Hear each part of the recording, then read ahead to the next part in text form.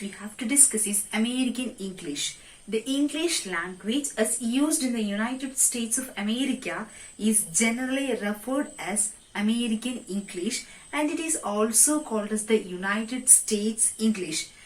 The vital role the US government plays in world affairs has given American English a global importance, and it was with Pilgrim Fathers who brought English to the soil of America in the 17th century. In the centuries that followed, American English and British English developed into two divergent ways. And even though the literary American English is not very different from the British English, there are a number of differences between the two in vocabulary, spelling and pronunciation. So let's discuss about the pronunciation. As far as the pronunciation is concerned, there are some widespread features that are typical to the American English. First thing is the use of the letter R. R is a consonant. So R is pronounced in all contexts in American English. But in British English, R will be pronounced only it is followed by a vowel sound. For example, the word car. Car is pronounced as car in British English, but in American English it is pronounced as car. So there's the pronunciation of the word R, and this word car will be pronounced only in British English when it is followed by vowel sound. This is my car. This car is mine. Here is a vowel sound, so the word R is pronounced. But in American English, in all concepts, R will be pronounced. And the second thing is, the American pronounce the words like class, path, laugh, etc. with a front vowel as in cat. That is A instead of R. British English, we pronounce the word path as path, path. But in American English, it is path. You have to move through this path, and British English is path. And the third thing is, Americans prefer to use the word O instead of U in words like news, duke, etc. We use the word news. Shall we move to the news headlines in British English?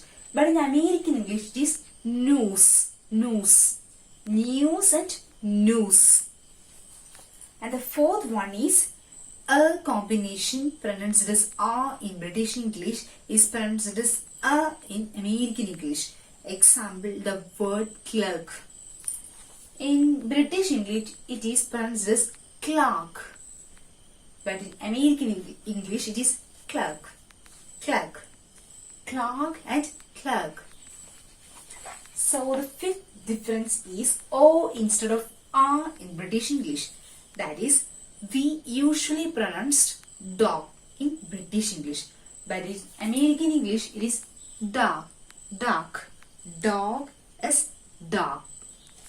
If it is pot, it is pet, pet. And next we have to move to the vocabulary. Usually we use railway, but in American English it is railroad, and a railroad depot as a railway station, and fall as autumn. And there are many words like that. And the word color, COLOUR, is used as COLOR. Spelling also, there are a lot of differences. Then moving on to the grammar. Grammar, we have American English, we use do, have. But in British English, we use have, got. Do you have enough time in American English? But in British English, it is have you got enough time. That's all about the grammar. So let's move on to the second variety, that is Indian English.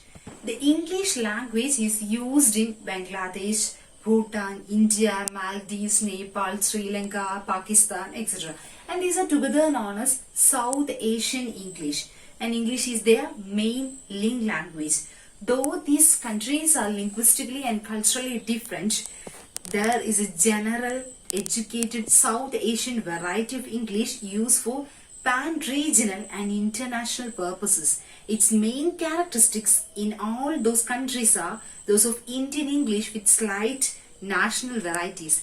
The English language used in India is known as Indian English, and the term Indian English is a subject of controversy because there are many scholars who have reported a lot of things about this Indian English, because it is different from the British English and have already evolved in India. And others are of the opinion that the kinds of English used in India are too varied and too deviant to be lumped together at one variety. And India is the third largest English speaking country in the world. And like that, we have to move to the pronunciation, the first stage. So English language is rhotic. R being pronounced in all positions. എല്ലാ പൊസിഷനിലും R pronounce ചെയ്യുന്നതിനാണ് നമ്മൾ റോട്ടിക് എന്ന് പറയുന്നത്. RHOTIC. So English is a rhotic language in Indian English. Then it tends to be syllable time. That is, weak vowels are being pronounced as full vowels in such words like photography, student, etc. We usually pronounce the word as photography, then student. But usually in Indian English we pronounce this word as student. All vowels and all consonants are produced, that is, weak vowels are pronounced as long vowels. And the fricatives th and the are aspirated as t and d. So three of those, like three of those. And F is pronounced in all position, that is PH, that is PH is put. Then among the northern speakers, consonant clusters like school, then SL, spoon, these are pronounced as, school is pronounced as school, school povunu. So school as school. An intrusion of I. Then the distinction between V and V. There is no difference between V and V in Indian English. But in British English and American English, there is a clear-cut distinction between the two consonants V, and one is V, another one is stressed as B. V and V. But here, V and V are same, and we usually use for the word W-I-N-E, wine, and V-I-N-E, wine, as wine. There is no distinction. Then the South Indian speakers of English often tend to germinate. Example, the word summer is pronounced as summer, and silly, a silly girl, summer. Pronunciation often tend to germinate, and the mother tongue often influences the English pronunciation of Indians. For example, zero is pronounced as zero. Zero as zero. Usually this pronunciation is used in Gujaratis by the Gujaratis, and Malayalis use the word temple. It's temple, but Malayalis used to pronounce it as temple. P instead of B. That is the basic difference in Indian English. And moving on to the vocabulary, a good number of words in Indian origin are frequently used in Indian English.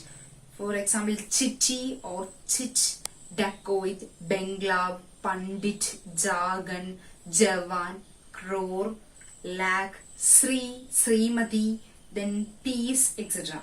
And long words and long translation from languages outside Indian are also common in Indian English, as caste, pew. These two words are adapted from Portuguese, and Darbar and Mughal from Arabic.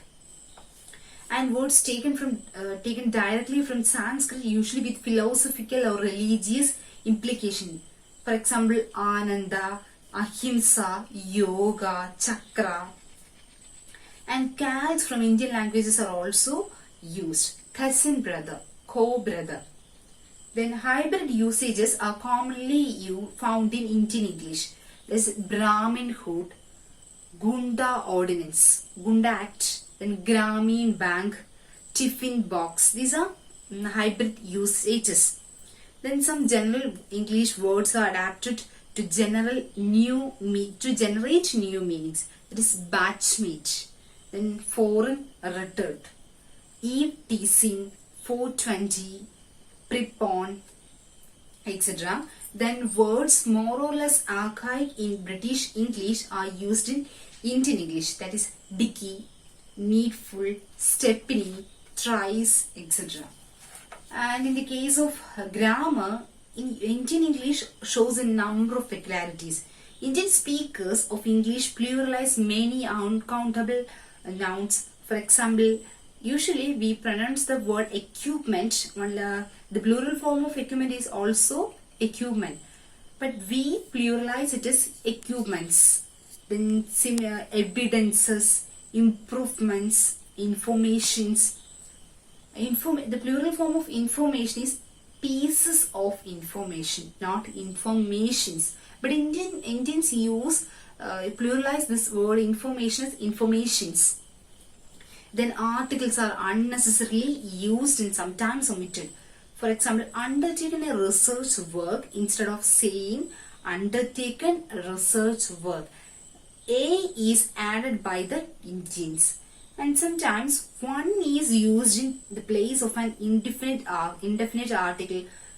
Give me one book instead of give me a book. Then isn't it is a generalized question tag. Example, they are coming tomorrow, isn't it? But instead of using it, aren't they? They are coming, aren't they? But we Indians use isn't they. Then present perfect is often used where simple past is to be used. Example, he has passed the examination in 1990 instead of he passed. Then moving on to the general Indian English. The pronunciation of English is in one region of India differ from that in another region.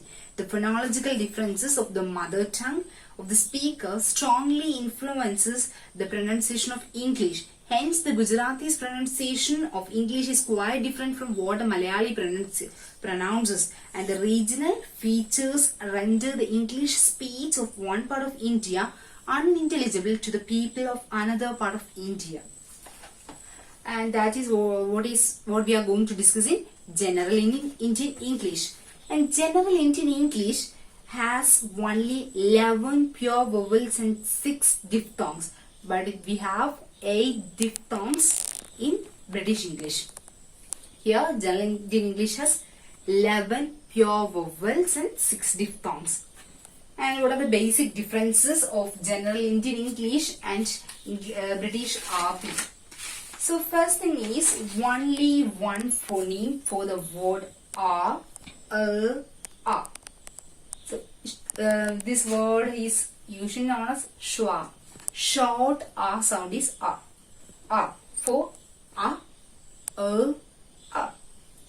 Then only one phoneme for O and O. For both things we pronounce O. And monophthongs. And O are absent in British RP. But in general Indian English, we have and O for A and L. Then in RP, we have Th and The. But in general Indian English, we use T instead of Th and D instead of The. Father. And then T and D as L and D in general Indian English. And in general Indian English, we use G sound after N. Usually the word sing is pronounced as this, sing. But in general Indian English, we use G after N. And R is pronounced in all places in general Indian English. Then there is no distinction between V and V. And T and D instead of Th and D. Then we have a retroflex two sounds. T, D, tayum, dayum. For th and th. Then moving on to the Malayali English. So what is Malayali English? It is easy for you to define what is Malayali English. English used by the Malayali speakers is known as Malayali English. English that is spoken by the Punjabi or a Bengali is different from what the Malayalis spoke. So Malayali English has 12 pure vowels and 7 diphthongs. And if we compare RP vowels and diphthongs with the corresponding Malayali English vowels and diphthong using a vowel diagram, you will be able to see that they are not attained at the same position. So let's compare. And in some phonetic environments, the RP phoneme E is realized as E. That is, it is remedial. But we have remedial. Remedial as remedial. Then A is non-existent in Malayalam English. Usually we always use A for taunting or teasing others as A. But for example, bat. In English RP we pronounce the word bat. But Malayalam is just bat. Batting. Then L is not heard in Malayalam. For example, bird, bird, as bird. So it is accent. Then moving on, English RP we pronounce the word alike, but in Malayali English we have alike. Then U as U. In English RP we pronounce the word FWD, food, but Malayalis pronounce the word as food. Then right as right. Then go. In English RP we pronounce the word GO as go, but in Malayalam English it is go. Then ghost, GHOST, Prayatam ghost is ghost, but in Malayalis we have ghost. Then looked, LOOKED, looked as looked in RP, but in Malayali English we have looked, and everything. Such words are like this: looked, picked. Till instead of picked is picked. Then while in RP emphasize is achieved through stress and intonation, in Malayali English is achieved through the prolonging either a vowel in a word or an already germinated consonant. That is the basic difference of Malayali English. So we have studied the varieties of English, plus American English, British English, Indian English, general Indian English, and finally the Malayali English. We have other varieties also, Canadian English, Australian English, like that. There is no, it is not necessary to learn, internalize all those, memorize. Then varieties of a language is called a dialect. That's all. Okay.